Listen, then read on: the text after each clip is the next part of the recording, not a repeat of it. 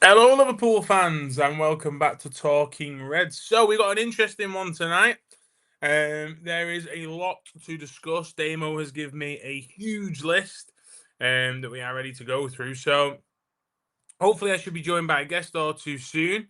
We're just waiting on them to get themselves in. Here is Naj. We've got Naj who can join us. All right, Naj? Naj, you okay?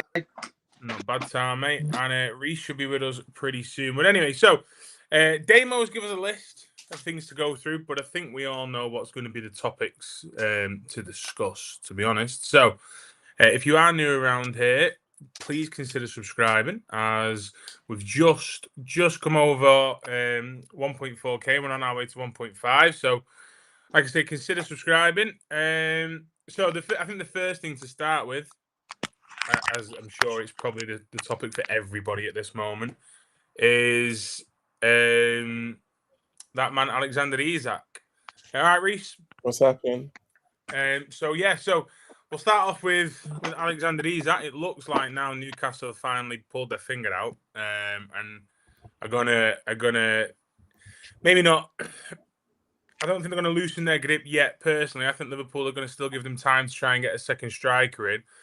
But I don't know about you, Nige, but the overall feeling now and the reporting from the Newcastle side seems to be that there's an acceptance that, you know, this new £65 million striker, funnily enough, is not coming in to replace Callum Wilson.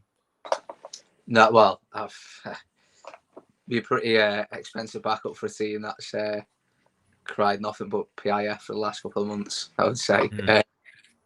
I think I actually think it's a decent signing, though. I've been saying this for like the last 24 hours. I think, Bayern are interested in him, and like, I've seen a little bit of him. He's going on the 21s World Euros.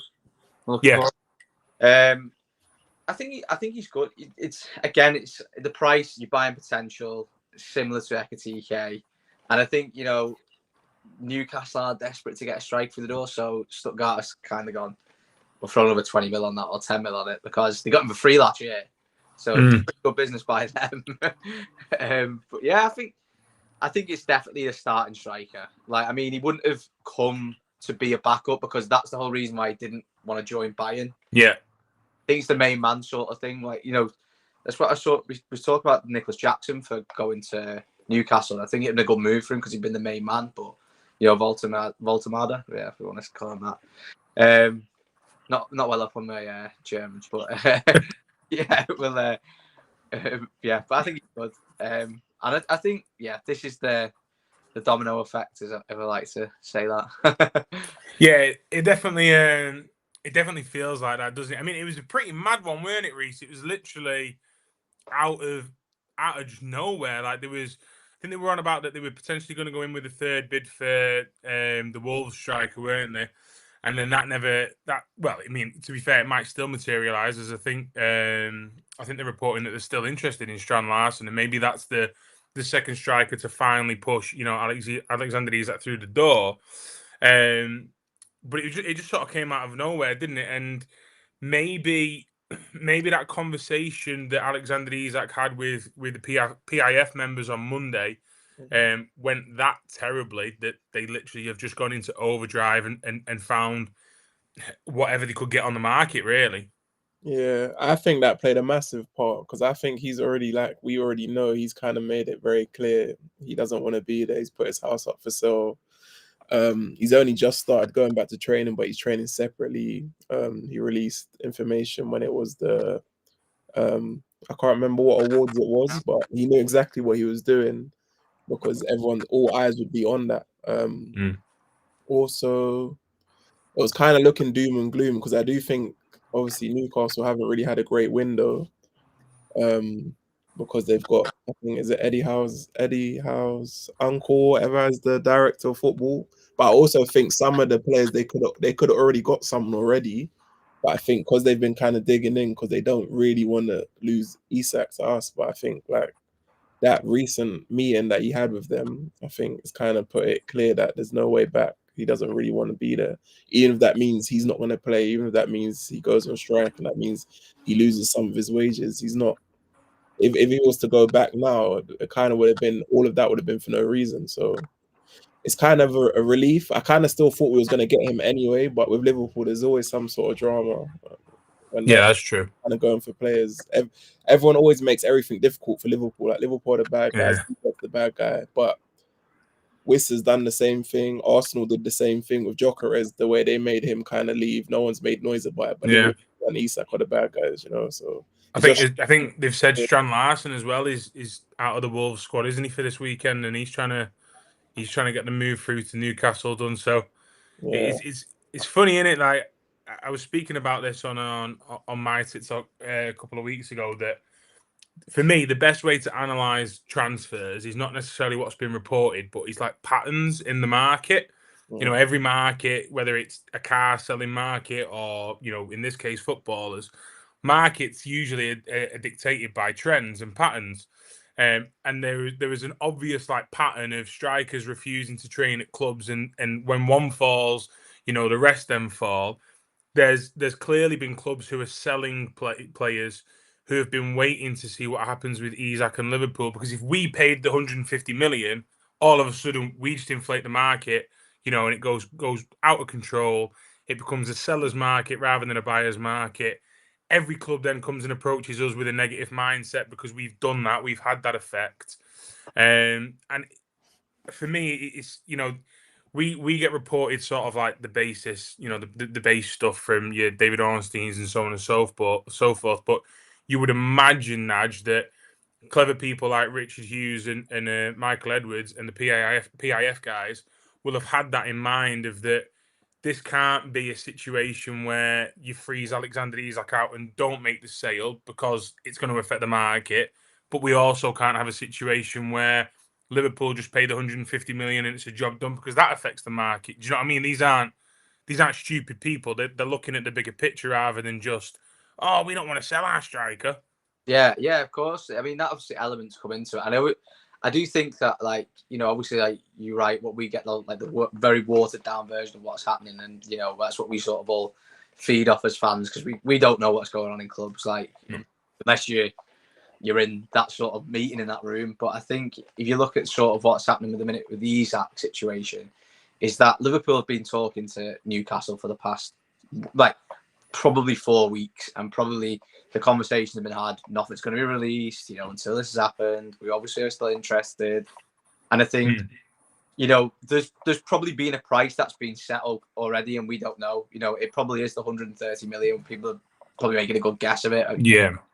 And I think that's being set because you are right. Yeah, if someone come in and put 150 million down straight on the table like that, that means like, oh, we can push for more money on that player, because you're completely right. I mean, say for example, Strand Larsen, what, 60 million want for him, 60 like that. Say if that happened and then Newcastle wanted him, that's automatically 80 million, 70 million. It's putting more money on top of it, because it's like, oh, we, you know, they got that for Isak, we can do this for our player. Like, he's that crucial to us for our. It's just it's a domino effect, but in the other opposite direction. Yeah.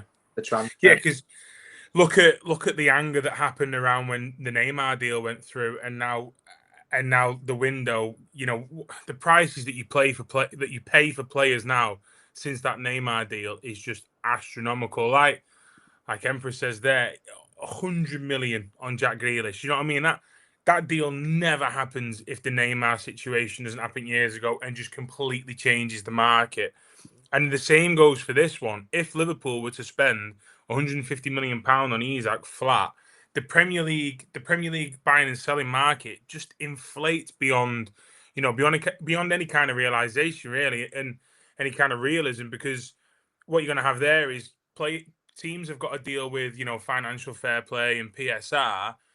And then if we're the ones, or Newcastle are the ones that make that market pretty much impossible for clubs to, you know, maneuver within it whilst making signings, you create this terrible relationship going forward, and then it just has a horrible snowball, or like you say, domino effect, doesn't it, in a negative way? So it's frustrating for us as fans, because we want Alexander Isak through the door as quickly as possible, and it's the same with Marc Guehi, who we'll come on to. But there is also an element of the. It's not just your football club that you got to look after, is it, Reece? Do you know what I mean? You've got to look at the bigger picture. When you are a Michael Edwards, a Richard Hughes, you know, these clever people who sit in rooms together, you've got to do what's best for your football club, of course, but you can't just start going and blowing markets apart because no one's going to deal with you again in the future. No, and especially like what you said with that Grealish kind of transfer, that kind of put. If you notice now, the market's very like infatuated in terms of a lot of players who will cost maybe 30 or 40 million. Teams are asking for 60 million, 70 or 80 million. It's kind of like a domino effect. Obviously, Liverpool have their targets who they want to get, but other teams obviously they have their targets who they want to get, so they're not going to kind of leave themselves in a position. I've never kind of been in doubt since Edward was able to come back. I know a lot of people had questions when it came to Marc Hughes, but I knew he would come good as well. People got to bear in mind that what they come into, that a lot of pieces behind the scenes, it wasn't just going to be quick, a kind of a quick fix. It kind of takes a lot of time. And if you look at a lot of the targets we've got this year, I think a lot of those they've kind of planned that throughout all of last season. A lot of things that have kind of benefited us in a much better way. But yeah. That's an interesting point, Harry. So I'll put a question to you both. If Liverpool do end this window now with Alexander Isak through the door and Marc Guehi, how highly do we rate that job that Richard Hughes and Michael Edwards have done? Because, like you say, they walked into a situation where there was huge contracts that they had to complete, whilst also appointing a new manager and coaching staff.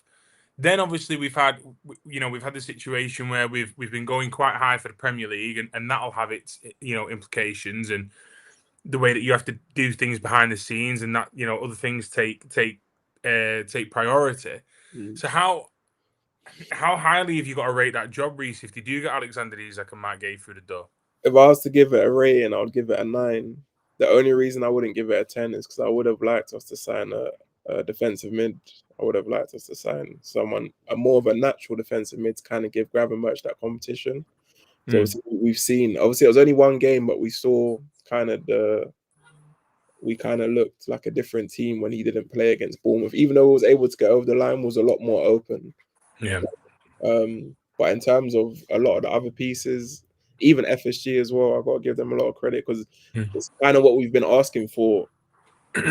It's not, we're not saying you have to go out and get every single player, but it's more about competing. Don't just sit on the fence. Don't be reactionary. Actually have a plan and go after certain players. Obviously, if you want to dominate, you want to win multiple titles, which is what Liverpool are known for anyway. If you check their history, is that you got to be competing. You got to be strengthening. You can't just be resting on your laurels. So yeah, I would give it a 9. I'm very impressed if they do happen to get, which I think Isak and Guehi will get over the line. I just think it's going to drag out to the very last minute. Yeah, I think there's definitely an element of we're showing a little bit of respect, I think, to Newcastle and Crystal Palace and giving them as much time to get those extra players through the door. Because as we've touched on, once those deals go through for the prices that they go through, clubs who are then going to sell them a Strand Larsen, or I think Crystal Palace were interested in Akanji, weren't they, at Man City?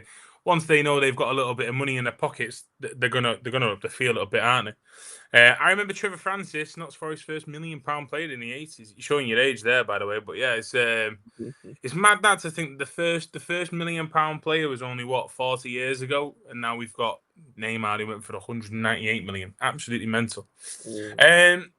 So we'll move on to Marc Guehi. I'll be honest with you, I'm not going to say I'm worried because when things are silent, it doesn't necessarily mean it's a bad thing, especially when it comes to Liverpool. But I can't lie. I was expecting after 7 p.m. last night, once they qualify for the Conference League, I was thinking the David Ornstein stuff will come out tonight, that the bid's been agreed, and then today will be all about wrapping up the deal. And we're still having their manager say we cannot get rid of him. There's not a chance we can get rid of him. Is this a deal that we're still all very confident about, or? I mean, yeah and no. Do you know what's quite funny? I made a TikTok literally yesterday about how I'm worried about both deals, and then there's obviously all the news come out after it. So lesson learned, don't make a video before. But I mean, I've said this. I made a point of it on this same video. I was talking about. I said Liverpool. Liverpool made it. We're saying Liverpool made it out to be the bad guys in this situation and stuff. No, we put a British record bidding, and we're bidding for Guehi, and he's already agreed personal terms. Apparently, he wants Liverpool move. So I think like what Liverpool have done in this window has been extremely respectful to these clubs and said, yes, go and get your replacement, go and buy them. Whereas other clubs haven't. Eze was bought without Crystal Palace having, that replacement. But I think Liverpool have been very respectful of it. I just think, Guehi will get done, but I just think it's sort of at that point now where it's like, who are Crystal Palace going to bring in the next couple of days? And when the Liverpool just turn around and go, listen, enough's enough. Take the money now, and because I think we've been extremely patient. Like, look, they've had the best part of a month and a half of a Guehi. So if you can't get someone in that time, there's just something seriously wrong. Plus, they've qualified for Europe and stuff like that. So, I think there's a point now over this weekend when we go, right, we've been patient. We want our player. We're going to pay the money. You need to sort yourselves out. We're not waiting for you last minute, because I think, to be honest, I mean, we've been extremely respectful to just that, especially that situation. So I think, if we don't see anything by tomorrow, I'll be very concerned. Very concerned. I think that's a really good point of the respect towards the other clubs. One thing that Michael Edwards is well known and famed for is his relationship with agents and his relationship with other clubs, and that's probably why he's been the best operator in world football for quite a few years now. If people wonder how do we sell so good? How are we able to get players off the books like Ben Doak, for example, for 25 million? You even go back to the Danny Wards for 12 million and stuff like that. And it's down to situations like this. We'll overpay for one of your players a little bit because we know in the future when something happens, you're going to have the utmost respect for us. And the same applies here. Do you know what I mean? Like, you got to keep those strong relationships, not just for buying, but also for selling. And it's why Liverpool are in such a healthy position with PSR, and it's why we can sell so well. And speaking of selling, we'll bring on to this because these points sort of coincide. So it was Indicator, which you can take with a pinch of salt. However, he has had a decent summer. Might have dipped form since David Ornstein gave him the shout out, but you still got to give the man his credit for this summer. It's been decent so far. If you didn't see, just before we came on, he mentioned that if the dominoes fall of Harvey Elliott leaves, then Liverpool might go and approach Aston Villa for Rodgers. So it could be an ending of Isak, Guehi and Rodgers. But before we touch on that, because that'd be ridiculous, let's have a little talk about Harvey Elliott, Reece, and him leaving Liverpool. Maybe reports are that unless we sign an attacker and a huge fee is paid, more actually than what Jacob Ramsey and players like that have gone for, that Harvey will be staying at Liverpool. Where do you see that one? Do you think there's any use to him staying, or is it time to cut ties maybe for a slightly less fee than 50 million? Because of how close it is to the window closing, I would prefer Elliott staying personally. I think he could be a useful squad member, especially when someone like Salah is not playing. I think he's very underrated. Obviously, there's a lot of players ahead of him, so I understand if he does want to move. But if Liverpool were to let him go, I think they'll probably put some sort of release clause. So they'll put some buyback clause, where they could potentially get him back. And I think it's still going to take an awful lot. I think maybe, I don't know, a crazy amount, like 50 to 60 upwards. I don't know if they're necessarily willing to pay that. But just because of how close it is to the window, I'd rather not lose him. I think he's got goals in him to come off the bench and whatnot. He could play an important part. And when you're trying to retain the league and go for other trophies, I think it's important you use all of your squad. So me personally, I would rather keep him. Obviously, if he does go, I wish him all the best. And I think Rodgers is a good addition. I just think it's a bit too much last minute in the window. I think Liverpool should just try and focus on keeping him for next season. If he does want to leave, stay for this season, and then we could let you go next season, kind of give us one more season and just focus on getting Marc Guehi and Isak over the line, me personally. Yeah, I think that's a point in it, Nudge, of that, we've had Luis Diaz leave and arguably still yet to be replaced in the sense of attacking numbers. Darwin Núñez has left. Obviously, we've had the unfortunate passing of Diogo. Rio has emerged obviously from the academy, but he's only turned 17 today. Federico Chiesa has had a decent start to the Premier League, and to be fair, does look a little bit sharper, a little bit quicker, a little bit stronger. But still, there's questions there. Would you argue that letting Harvey Elliott go would just be way too many outgoings in the attacking department now? Yes, but I would say with Elliott, personally for Elliott, he needs to go to get the game time because he's good enough to play. I keep saying he needs to be in the England squad for that summer because he's good enough. He's good enough to be in that England squad. He's 21, he's fantastic. Unfortunately, at the minute, look who he's behind. He's behind Salah. He's the best, if not the best player in the world. And then in the other position is Florian Wirtz, who spent 116 million. So he's, and then Szoboszlai as well. I don't think he gets ahead of Szoboszlai number 10. So he's very stuck, Elliott. And I think personally for him, he needs to go. But I wouldn't mind keeping him because he offers something different that the others don't really give you. But yeah, I don't know. I've not liked the amount of outgoings. It's made me feel really uneasy. I've been like, the Diaz one really made me feel a bit like him leaving because he was obviously he's a great player for the team. Obviously very patchy in form, but he was very good for the team. The team ethos. Yeah. Player. But yeah, I don't know. If put it this way, and this is not shiny new toy syndrome or anything like that. If he does go and there's a promise of getting Rodgers in, I'm all for it. But like Reece said, it's probably a little bit too close to the window. And where does Rodgers?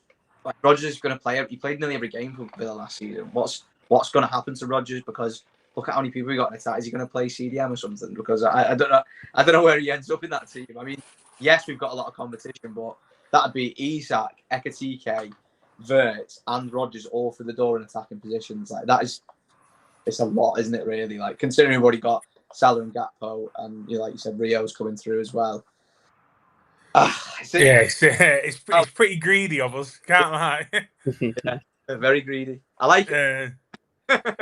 Yeah, I mean, it's one of them as well, isn't it? Morgan Rodgers is going to be looking at his situation as well and thinking, well, it's a World Cup year and I've got every chance of being part of that England squad that goes. And, similar to Marc Guehi, the only way that he does that is if he's playing and you're a guarantee at Crystal Palace to play week in, week out. You're a guarantee at Aston Villa to play week in, week out. So, do you make that move to Liverpool thinking this is the only chance I've got I've only got this chance of the offer and I've potentially got another World Cup because of my age, and you put that to the side? Or are you looking at it thinking, well, no, this might be my last World Cup because when the next one rolls around in 4 years, I could get injured, I could be out of form, anything could happen. And these are the decisions that the players have got to make. We'll go to the chat for a little bit because we've got some questions. Got this one here from John who says, do we think Wirtz starts on Sunday? Well, I'll start with my opinion. I think he does. I was a little bit dubious of him starting against Newcastle because I thought the game was going to play out how it did, basically, of Newcastle thugs going around trying to kick 2 bells out of us, and funnily enough, they all ended up on the injured list, which was brilliant. Yeah, definitely. But there was a little bit of me that was like, do we semi-protect him here? The Bournemouth game was a bit of a difficult one. Newcastle away is probably one of your hardest games in the Premier League. However, I am now fully of the mindset of there's nothing that Wirtz needs to improve as a footballer to play in the Premier League. He just needs games and he just needs rhythm. And the only way that he gets games in rhythm is by playing in it, Naj. So you've got to start him, really, haven't you? I mean, people were like on FPL and stuff. I'll take Wirtz out this weekend. I actually think of all the games at home, Arsenal probably the best.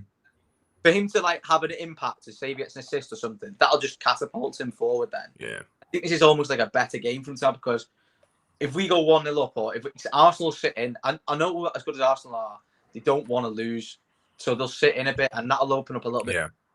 For Wirtz to use his attributes of getting through the defense splitting passes, stuff like that.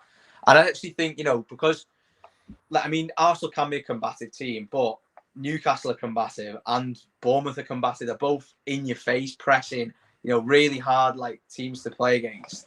And Arsenal aren't really that at this moment in time.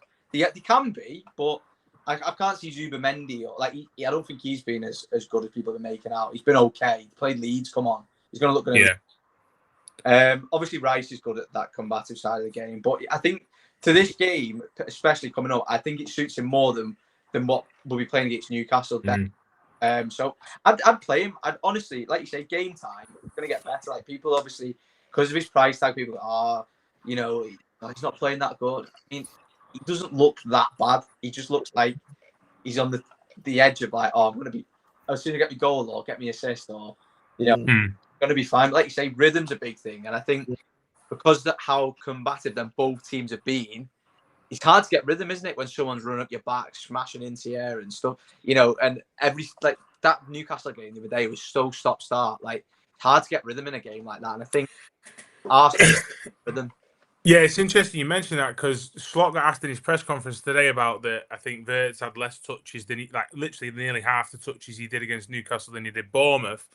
And Slot sort of hit back because it was the stats guy who asked and saying, well, if you know about stats, the ball was in play 40% of the game. How do you expect him to be on the ball more in that situation? Do you know what I mean? It's not possible because the ball isn't in play as much. It's just simple numbers.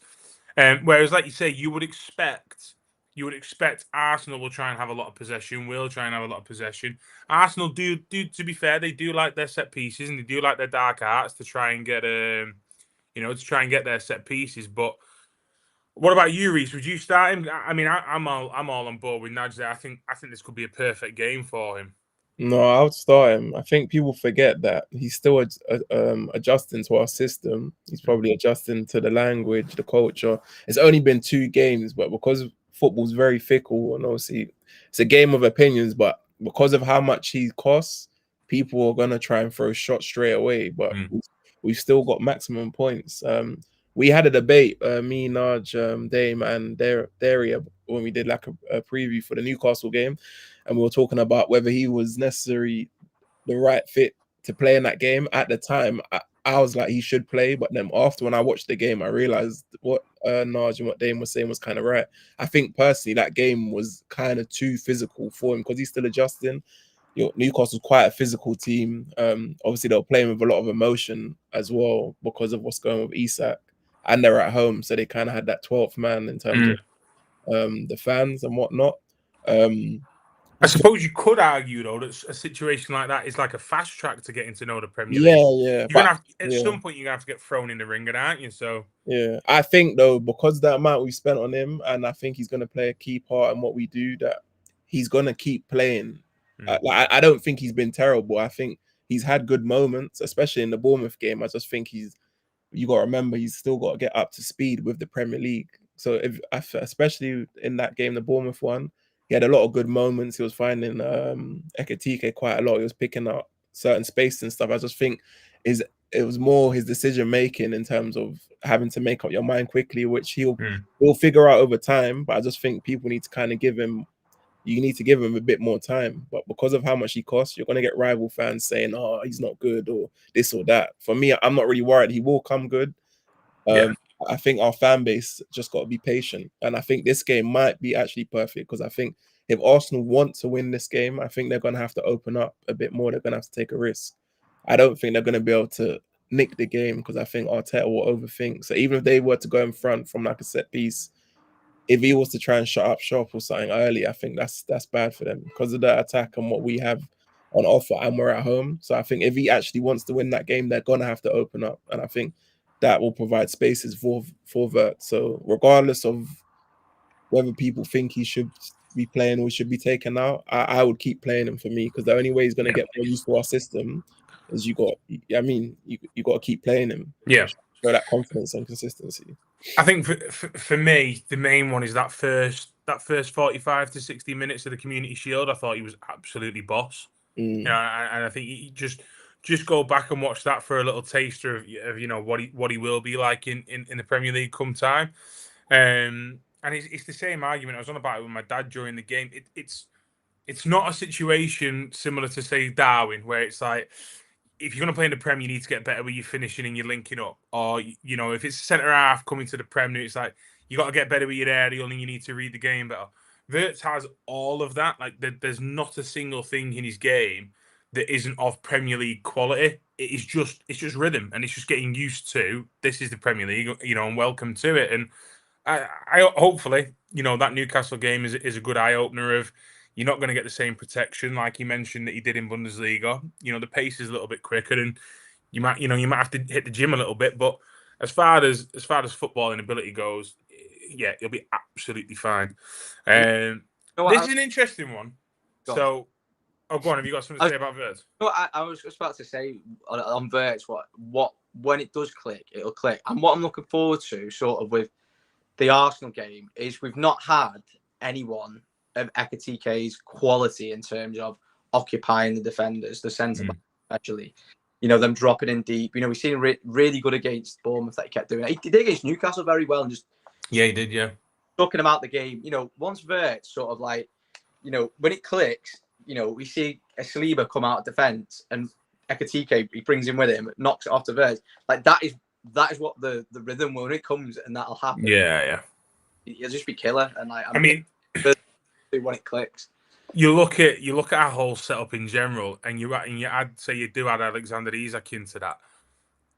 I know we're getting frustrated at the moment, and of course we are, because we know how competitive the Premier League is, and you have to pick up points. And to be fair, we're still picking up points, but I think what it is as well, there's a little bit of, we all know how good it is going to be when they're all up to rhythm with each other and they're all up to speed of things. And it's similar to the PSG situation for them prior to Christmas and then after Christmas, where it's like, I think we all know that when it all clicks in all departments, we could be one hell of a football team and like a serious level of a football team. And you sort of like, as a fan of it, you're like, well, I want it to happen tomorrow because I'm so fucking excited to watch it. So yeah, I get people's frustrations, but in most cases, you just got to be patient. However, I think this one is definitely where we've got to be super patient, because I've seen a few people say this. I've had a few people in my TikTok say it. I've seen it on Twitter quite a lot. Leone in for Konate on Sunday, right? I get people's thinking, right? Mm-hmm. Konate's not had a great start to the season. We understand that. Mm-hmm. But you cannot, in my opinion, you cannot be throwing an 18-year-old lad who, to be fair, is fucking handsome as hell and looks like he's built like a brick shithouse and he's 1,000,000% ready for the Premier League. But you cannot throw him into this game with 17 senior appearances, in his career. Like, you're just asking for it. He'd get pinned on 24/7. They'd be attacking down that side non-stop. He might just rise to the occasion. You never know. But for me, I don't know about you boys, but that's just way too much of a risk. I think it's unnecessary pressure on the young lad. That Southampton game in the cup, perfect. Let's go there for your debut. I just think that's way too much. Yeah, I think that's a massive risk. Don't get me wrong, he's a talented player, and from what it sounds like, Slot's spoken highly of him. How easily he's kind of slotted into training. He was saying, I think a few weeks ago, you would think he's kind of been here longer than what he has, which tells you he's probably someone who's quite mature for his age, even though he is 18. But I think that would be a massive risk. Obviously, no, not to say it wouldn't work, but I would keep Konate in. The only person I would bring in for Konate is if we was able to get Marc Guehi over the line. That's the one I'd throw straight away, because he's more experienced, more seasoned, England international, Palace captain and whatnot. But I think, people kind of just got to be patient. I think it's a bit frustrating how Konate started, because it kind of seems a little bit similar to Trent last season. His mind seems like he's not fully focused on Liverpool. That's what it seems like to me, because a lot of the mistakes he's making are silly mistakes of someone who's just come in. He's been at Liverpool for a few seasons, so you should kind of expect not to make those silly mistakes. But I think we just got to be patient.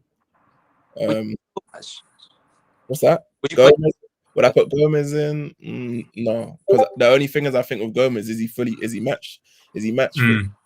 And in this game, I'm thinking in my head, can we afford to? I don't think we can afford to have someone come in who's going to be rusty. I think even though this game's not a title, the style is still a big game in terms of it's a title rival and it's bragging rights as well. And you kind of wanna win.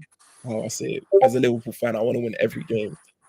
For all we know, Slot might, because he strikes me as the type of manager. He's not afraid to take a risk. He might have looked at Konate's first couple of games and think, I'm going to put Gomez in. He did this last year with Kwanzaa when they Konate, so he might actually surprise us. Or we might even put Leone in. We don't know. But me personally, I would keep Konate. I think one thing that might help Ibu for this game is he's going to be going up against a striker who's not really a get it at the feet and dribble like you kind of striker. It's someone who's going to, maybe get into that physical tussle with him in Gyökeres. And, we've seen it in the past, those kind of games. Sometimes Ibu can actually be a little bit more of a physical presence than Virgil when he comes up against strikers like this. I think of past games where Virg has come up against a striker who just wants to sit and pin. And we know Virg is a bit more standoff, whereas Ibu does want to get touch tight, and run channels with you. So it might be the game to play, for him to play back into form, Naj. It could be, yeah. I mean, I like Konate. I'm not writing him off. He's been pretty appalling though at the start of the season. Like, what's he got now? Like, I mean, I'm not going to say directly, but 3 of the goals were avoidable from what he did. Over the 2 games.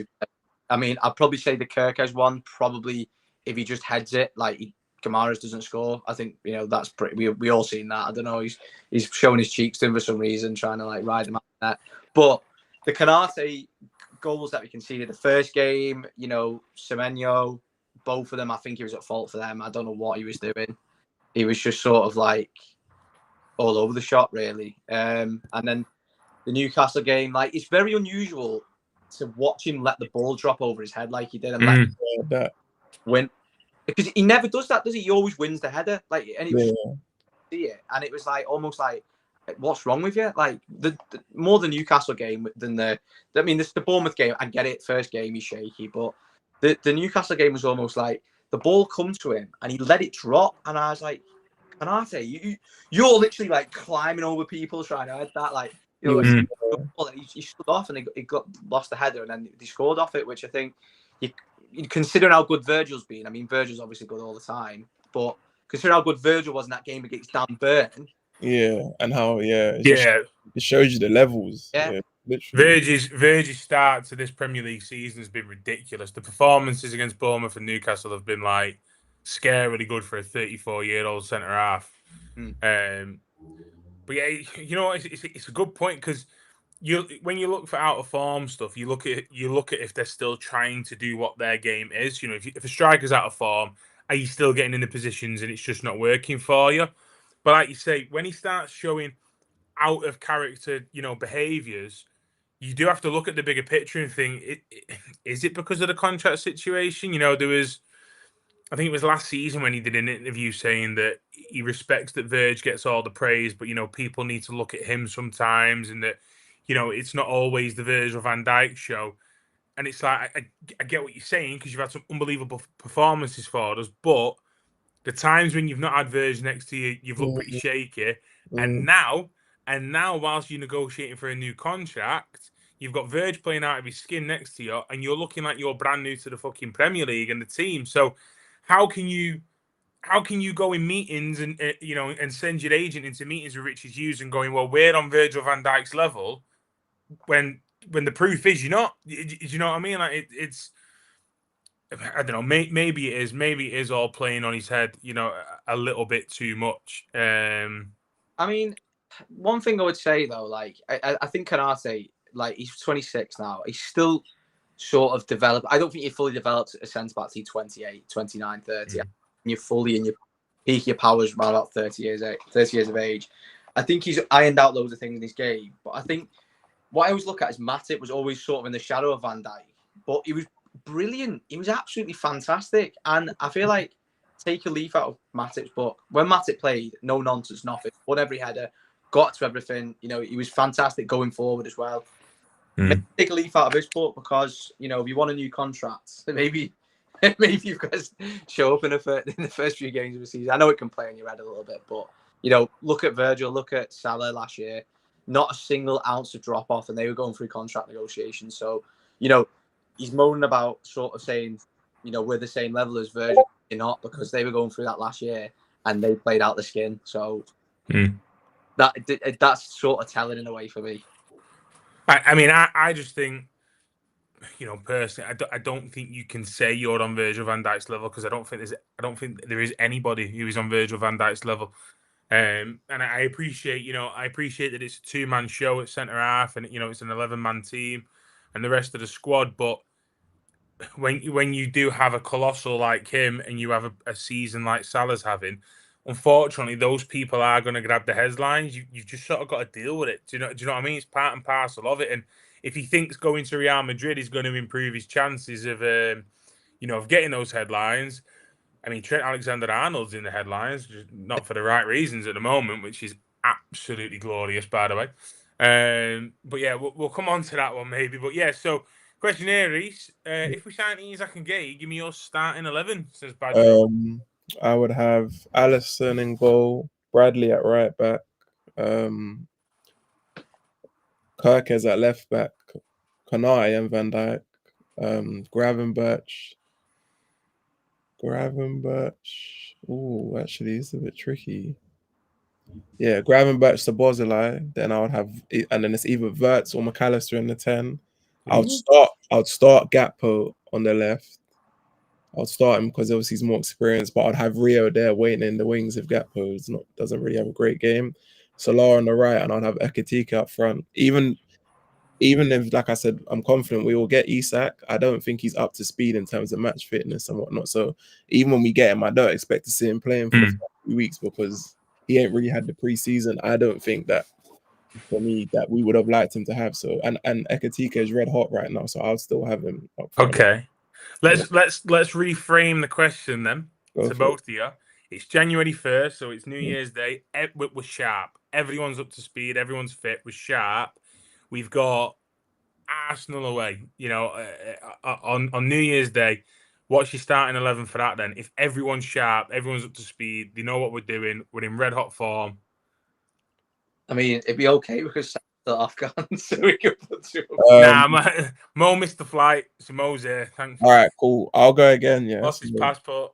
I'd still have Bradley at right back, even if Frimpong's fully fit. I just think Bradley's defensively more sound, personally. I think Frimpong's maybe got more to offer going forward. I know he can recover speed-wise, but I don't want him to rely too much on that because eventually, sometimes if you rely too much on one thing, it's like going to the wishing well too many times. Still have Kirkes at left back. I would have Marc Guehi and Van Dijk, and then I would have Alisson. I would have Gravenberch again, and then for me, because it's away, I would have Szoboszlai ahead of McAllister because of that physicality. Wirtz in the 10. I would have Ekitike on the left, Isak up front, and Salah on the right. Yeah, I don't know about you, Naj, but I quite like the idea of Ekitike on that left wing. One of my issues with us for the start of this season so far has been teams have been really targeting our left-hand side, and we've also had to use Kirkes in a slightly different way to his natural game, down to the fact that Gakpo just doesn't get through the defensive work that a Sadio Mane and a Luis Diaz used to. Ekitike, however, strikes me as that kind of player off the ball where the hunger is the exact same as on the ball. Yeah. He's shown in the past, at his previous clubs, that he can play off the left. Slot's mentioned that he thinks he can play off the left.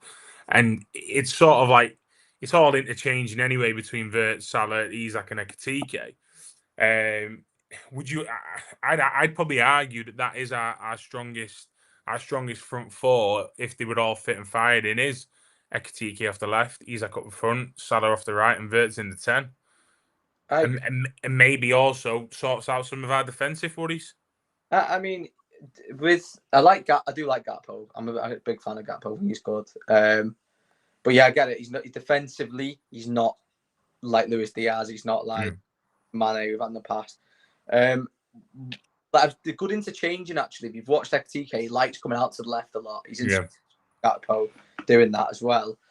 But I would say is I've watched him in the games, Ekitike, and you watch him, he flies back like he's flying that defensive role. So yeah, you are right. Hunger off the balls is just exactly the same going forward. I think he's not quite up to speed yet in terms of 90 minutes, but I think once he is, it will be fine. But we've got all the rotation, haven't we? So Ekitike for 60 minutes, you bring Gakpo on, it's hardly a bad thing, is it? It's actually it's almost like, oh, if you're a defender, if you're a right back, oh no, like you've just been absolutely hammered for 60 minutes, then you get half an hour of Gakpo absolutely hammering you. So yeah, I mean, I'm a big fan of it. I think that is a definite strongest front four, and I think a good point as well. Isak likes to come in off the left as well. So I think even though they're going to be left wing and striker, they rotate a lot. That's what I was thinking as well. I think with Ekatike, he's the type of player where with his movement, he's not just going to stay on the left.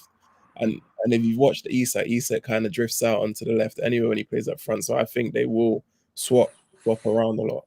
And that's something I'm kind of excited to see because we ain't really seen that since when Klopp was first around, when we had the front three of Bobby, Salah, and Mane, and they used to kind of swap. So defenders didn't know they didn't really know how to set themselves because they're always kind of moving around and kind of keeping you guessing. I don't know if it's just me, and I might be completely wrong here, but I always felt like Isak's first season in the Prem, he looked a better footballer than he did last season. Obviously, he had that middle season where he had his injuries. But do you remember his first season where he did that dribble at Everton? And he came to the Prem and he was like a serious baller. Like, skills that like we didn't actually think, this big lad had. And if you remember, it was like he used to start on the left wing quite a little bit and Callum Wilson would go for the middle. And then last season, obviously, it's been very much Isak sticks in the middle. It was a bit more counter-attacky, weren't it, last season for Newcastle? And it was flying wingers that had come off Isak. And I don't know about you, but when I watched him last season, I felt like he was stifled a little bit and there was a little bit less of a football and it was more a focal point goal scorer. I don't know if Slot's got that vision of bringing him back to the, you know what, you're a striker who's got a bit of free roam and you can go and pick up pockets, you can dribble out on the left, on the right. If you do, we've got players like Salah and Ekatike who are intelligent enough to go and fill those little gaps. I don't know. Maybe I'm just watching it wrong, but I do genuinely feel like that Isak of that first season where he was a bit more, I can go where I want, is the vision that Slot's got, especially when he speaks about like playing them as a front two, maybe, and the fact that he's mentioned about Ekatike off the left. I mean, I've watched him for I must sound like watched him for years. I've watched him playing for Sweden for a while, and I've seen it from it could have been the Euros a few years back, but he looked. I can't remember. Basically, the last competition was Sweden, and it was a long time ago. But he looked good then. He was like, "Oh, who's this kid?" He's like dribbling around everyone. But what I think Isak's got, and we've seen against Arsenal last season, is he's just such a strong runner with the ball. And he's deadly, isn't he? Like he gets it and he just runs at you. And I think, that's I agree. Off the left, he could be very, very good. Like that run against he's just literally just pushing people off him. They're just bouncing off him. Obviously he should have got the goal, but he got nicked off. Yeah. Proper count moment that was swap. Yeah, it was, yeah. But yeah, it was I think just the interchanging, I think that's what Slot's probably gonna go for. If you look at PSG, Slot likes that model, and that's what they like. Interchange, you don't know who to mark. Same with us of old, and I think I'm looking forward to it. I'm really excited. It's funny, innit? Slot seems to have that kind of Klopp and Crystal Palace moment with the PSG game where he's now just become obsessed with PSG, and any moment he gets to mention it, he mentions it. And I think it's quite interesting, isn't it? Because sometimes we do forget how young Arne Slot is, in terms of not just his age, but also as a manager. So Klopp's got, a wealth of high-level games that he's been involved in to take inspiration from. And as Slot said, that's the highest level game of football of cross two legs that he's ever been involved in. And if you're an intelligent guy, you can't help but look at that PSG front line and the way that it just fluidly goes wherever it wants and does wherever it wants and think, well, I want a bit of that. How hard must that be to defend against? And if we're then doing it with players of Ekatike, Mo Salah, Florian Wirtz, Alexander Isak, Cody Gakpo, if we're doing it with players at their level, I don't see why we can't go and replicate similar to what PSG do, Reece, with their front line. No, I agree. Obviously, what I like about Slot, which I think is slightly different to Klopp, is that I think he's a bit more obsessed in terms of if he loses. If you look at the Forest game, he kind of never. it's like it's like Forest weren't on his radar. Now they're on his radar, so he was kind of itching to get that game again because he kind of felt like he didn't really get the justice he was looking for. I think he's a bit similar to Pep in terms of that obsession. I think Klopp loves to win, but he does like being the underdog, and I think he can accept some things a bit more. Whereas I think Slot strikes him as he wants to win all the time. He doesn't like to lose. I think I understand. I think it was gonna like strengthen our attack anyway, regardless of the outcome of the PSG game. But I understand he's probably looked at that game and thought maybe this is the team where I think the first team I've come up against, and I think this team's ahead of my team. So he's probably tried to look at them as an example as to how I can improve. I think with them, obviously their attack's very talented, but I think the key to them for me is their midfield. How balanced their midfield is. It kind of reminds me of Pep at Barcelona, where he had Busquets, he had Xavi, he had Iniesta. They kind of complement each other very well. Obviously, their attack's dangerous, but I always think the midfield is where everywhere plays their parts. Defense as well, but I think midfield is a lot of the time where games are won. I think now, obviously, our attack, bearing in mind as we get Isak as well or whatnot, I think our attack's very dangerous. I just think we need to make sure we have that balance as well, which I think we do have a lot of depth now in certain positions. That's why I said I think a lot of games it will be horses for courses. So sometimes you might have a Gakpo, you might have Isak on the left, you might have Wirtz on the left, you might have Ekatike. It depends. In the 10, you might have Szoboszlai, even though people don't want to see him. It depends on what you got to look at what you're kind of coming up against. You might have McAllister there, you might have Wirtz there, and then you've got, like I said, you've got you've got Bradley and you've got Frimpong at right back. You've got Gomez who can play there. You've got the left back. So I think it's important that we kind of have that depth. I don't think we've kind of had that. We haven't had that for a little while. We've always had a good first 11 and maybe 2 other players you could probably get in.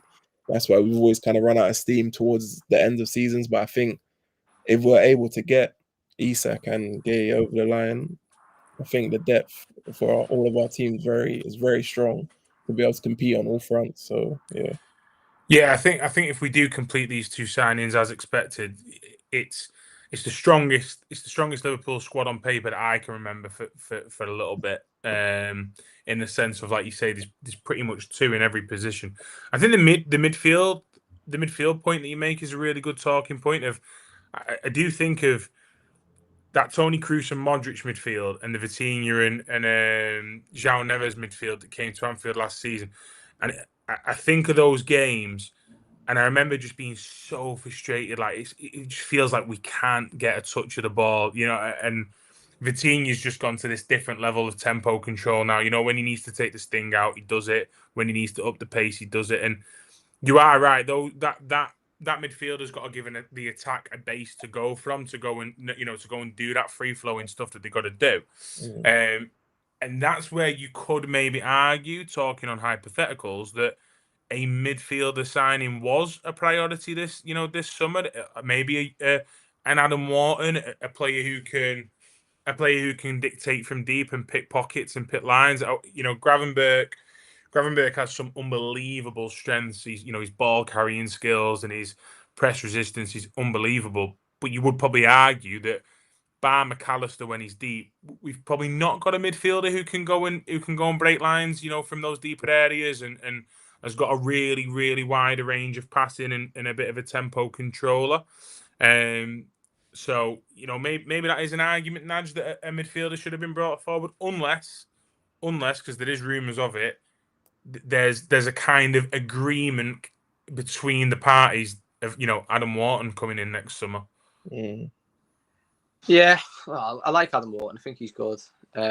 Obviously, what's probably going to happen this season is probably Bajcetic is going to be the one coming through behind Gravenberch, because obviously he's not gone back out on loan. He had a really, really good loan at Las Palmas. Like, I did a video of myself. I went on about this. Keep going about this. I did a video about how he was for the under 23s. Basically, the only person that was ahead of him was Adam Wharton for like forward passes. Yeah. So Bajcetic was second behind Adam Wharton, which is not, obviously the league is a lot different to Premier League. I know that, but it was still impressive. We know that he's an impressive player, but yeah, I mean, Adam Wharton's absolute unbelievable footballer. Like he is like a crafted out La Masia, isn't he? Like he's just unbelievable. Like he's, you know, I do like a dictator in a team. You know, I think you look back to Klopp's teams, it was probably Fabinho quite a lot for being like a dictator. But like sort of mixed with Henderson a little bit. Henderson did it sometimes, but it's probably Fabinho because he had that sort of, you know, that passing range he had on him. Yeah. And I think Fab in his prime is similar to the Rodri of the last couple of years, where they sort of do two midfielder roles as one player because they're just on a level that is so high. And you know, I think people are expecting Adam Wharton to get to that level one day. I honestly, in all seriousness, it sounds crazy. Apart from like the size difference, obviously, because Fabinho's a unit and, you know, Rodri's a unit, but like obviously Adam Wharton's not that big in terms of them. But I think he's got the attributes to be better. If you know what I mean, like the way he can pass a ball and just like you see the pass against Liverpool in the Community Shield, like it's like perfect, like pinpoint pass, like and. He almost didn't even look up until he played the ball, and it's just like that. You can't really teach that in a way. You're just actually that good at with the ball, and I think attributes-wise, it's definitely got to be, you know, definitely maybe a level below Rodri and Fabinho, or maybe even the same level. I mean, if he gets the same level as them, you're unbelievable. But if we get him in next season, listen, I'll be very happy. Yeah, I mean. So one of my uni lecturers was his old under-15s coach at Blackburn, and he used to use him quite often in lectures as like a point of reference of players that he worked with, and said him and Ash Palmer, who's at Tottenham, are by far like, you know, the two best players he worked with. But he said one of the main things about Adam was it was, you could tell it was so natural because there was games where if he just didn't feel like it, he wouldn't turn up and he'd still be the best player on the park. And he got to a point, he was saying, like when he was about 13, 14 and he was playing up the age groups, they'd play Arsenal away and he'd be like, oh yeah, you know what, I'm turned on for this today, and just go, right, Sam, run the show. And then they'd go and play Burnley away or something like that in the games program, and then just be like, I don't really fancy it today, you know, because he just had this natural ability and knew he was that good. And it feels like he sort of brought that into his, you know, into his adult football as well. Like you say, the game at Wembley for the Community Shield, absolutely class. You know, it's just completely and utterly ran the show at times when we gave him, you know, when we gave him those opportunities on the ball. And if you were playing for Liverpool, you're going to have to turn up every week. So, you know, maybe that's the kind of challenge that he needs for the next step in his career. But I'm the same as you. I'd be a very, very happy man if Adam Wharton ended up at our football club next summer. And like I say, maybe that is the final piece of the jigsaw of this PSG 2. What Arne Slot's trying to create. But yeah, right. Anyway, it's been a good show. Thank you very much, gents, for joining us. It's been a good one. It's been an interesting topic. I was hoping we'd have had some kind of bomber or breaking news or some kind of here we go. But again, as we touched on before, it looks like Liverpool are just being super respectful. That respectful that we're going to leave it until 4 p.m. on Monday for the clubs, because we are just a beautiful charity at this point. Don't worry about us, the rest of the Premier League. You guys do what you want to do, and we'll just carry on winning games in the last minute through unlikely heroes. I heard it's Joe Gomez who's going to get his first goal this Sunday.